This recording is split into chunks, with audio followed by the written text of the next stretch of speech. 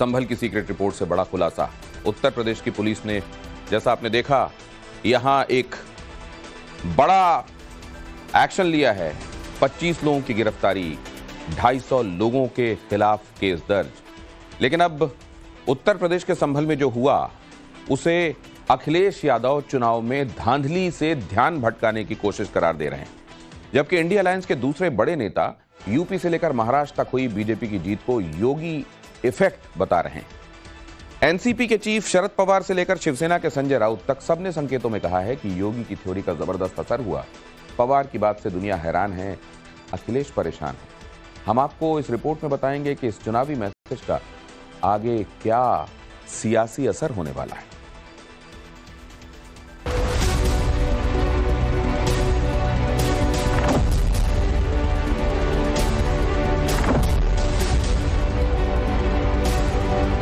एक रहेंगे, सेफ रहेंगे पर देश की जनता जनार्दन ने राष्ट्रीय एकता और अखंडता को मजबूती प्रदान करने के लिए, सुरक्षा और समृद्धि के लिए अपना जनादेश दिया है।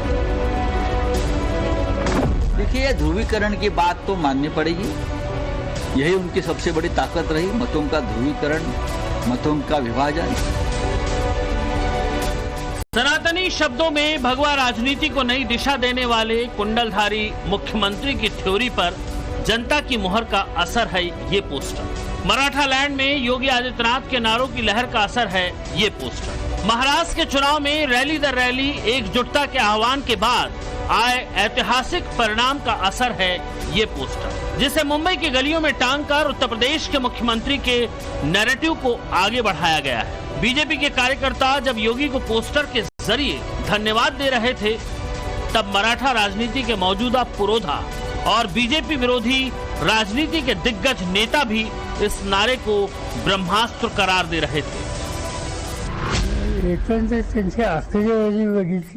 योगी आदित्यनाथ के बारे में बटेंगे तो कटेंगे का नतीजा देखने को मिला, विचारों का ध्रुवीकरण देखने को मिला।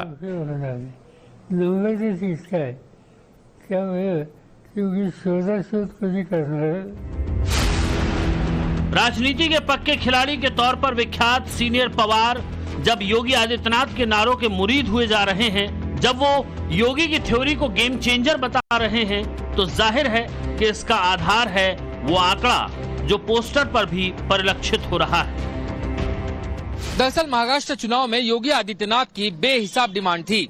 इस डिमांड की वजह थी उनका वो नारा जो हरियाणा में सुपरहिट साबित हुआ, जिसे इंडिया अलायंस के पीडीए फॉर्मूले का तोड़ भी कहा जा रहा था, जिसके जरिए हिंदू वोट बैंक को गोलबंद करने की कोशिश की जा रही थी।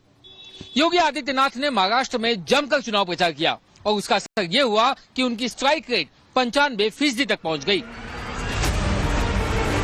6 नवंबर को पहली बार योगी आदित्यनाथ की चुनावी सभा हुई थी मराठलैंड पर, जो 17 नवंबर तक चली। योगी आदित्यनाथ ने महाराष्ट्र में 4 दिन में 11 जनसभाओं को संबोधित किया।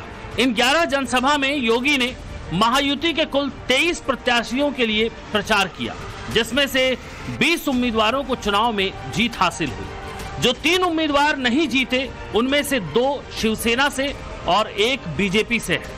यानी महायुति प्रत्याशियों के लिए योगी का स्ट्राइक रेट 87% रहा। लेकिन योगी ने महाराष्ट्र में बीजेपी के जिन 18 उम्मीदवारों के लिए प्रचार किया, उनमें से 17 प्रत्याशियों की जीत हुई। बीजेपी का एक उम्मीदवार जो हारा भी है, वो महज 1283 वोटों के छोटे से अंतर से हारा है। मतलब बीजेपी प्रत्याशियों में योगी का स्ट्राइक रेट 95% तक पहुंच गया। जहां जहां जब जब योगी आदित्यनाथ ने रैली की, वहां उन्होंने अपनी उस थ्योरी को दोहराया जिसमें चेतावनी भी थी, अपील भी थी और सनातनी संदेश भी था। बप्पा की शोभा यात्रा पर कोई पथराव करे, ये बर्दाश्त नहीं हो सकता है, ये स्वीकार्य नहीं हो सकता है। और इसलिए पथराव होता है क्योंकि हम बटे हैं। रामनवमी की शोभा यात्रा पर इसलिए पथराव होता है क्योंकि हम बटे हैं।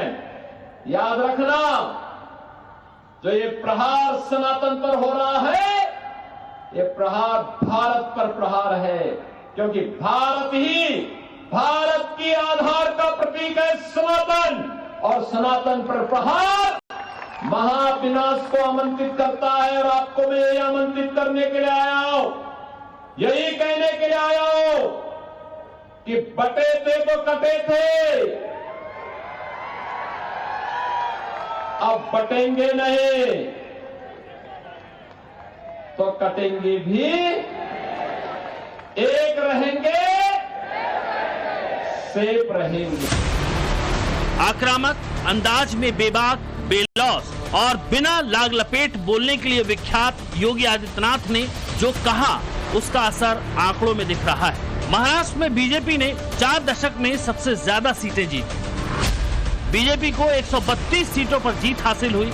उसके सहयोगी शिवसेना को 57 सीटें मिली, जबकि अजीत पवार वाली एनसीपी को 41 सीटें मिली। कभी हिंदुत्व के झंडा बरदार रहे बाला साहब ठाकरे की वंशवादी पार्टी यानी उद्धव ठाकरे की शिवसेना महज 20 सीटों पर सिमट कर रह गई। यही वजह है कि उद्धव ठाकरे के लेफ्टिनेंट भी बेचैन है। कभी हिंदुत्व के नाम पर वोटरों को गोलबंद करने वाले संजय राउत भी संकेतों में स्वीकार कर रहे हैं कि पोलराइजेशन में वो 19 ही रह गए। देखिए, ध्रुवीकरण की बात तो माननी पड़ेगी। यही उनकी सबसे बड़ी ताकत रही, मतों का ध्रुवीकरण, मतों का विभाजन, चाहे जात के आधार पर, चाहे धर्म के आधार पर, चाहे पार्टी तोड़कर विचारधारा के आधार पर। ये मोदी जी की यही ताकत है। अगर मोदी जी देश के असली नेता होते या शाह साहब, तो ये काम करने की उनको जरूरत नहीं पड़ती। ये गंदगी जो है राजनीति में लाई है, ये खिचड़ फैलाने की उनको जरूरत नहीं पड़ती।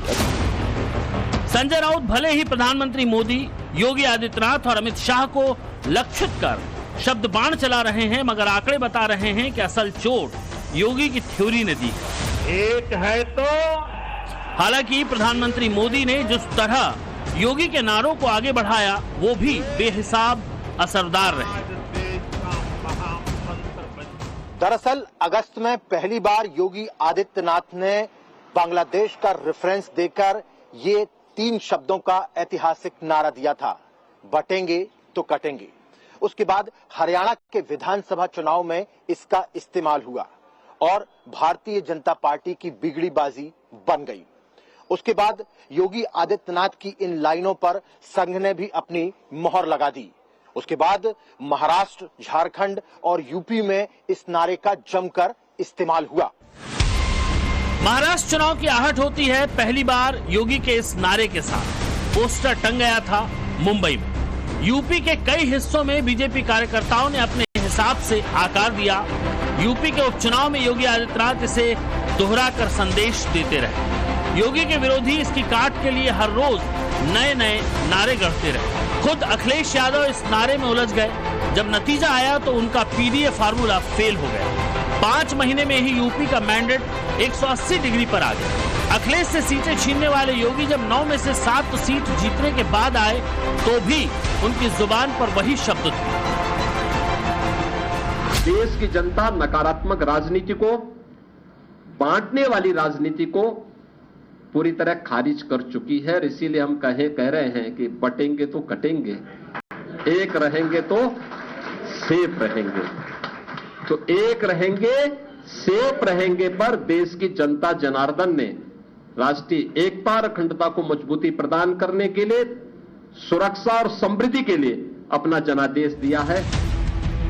बीजेपी के जो नेता योगी के इस बयान से इत्तेफाक नहीं रख रहे थे, उनके सुर वक्त के साथ बदल गए। योगी के नारे से खुद को अलग रखने वाले उनके डिप्टी केशव भी सफाई देकर साथ खड़े हो गए।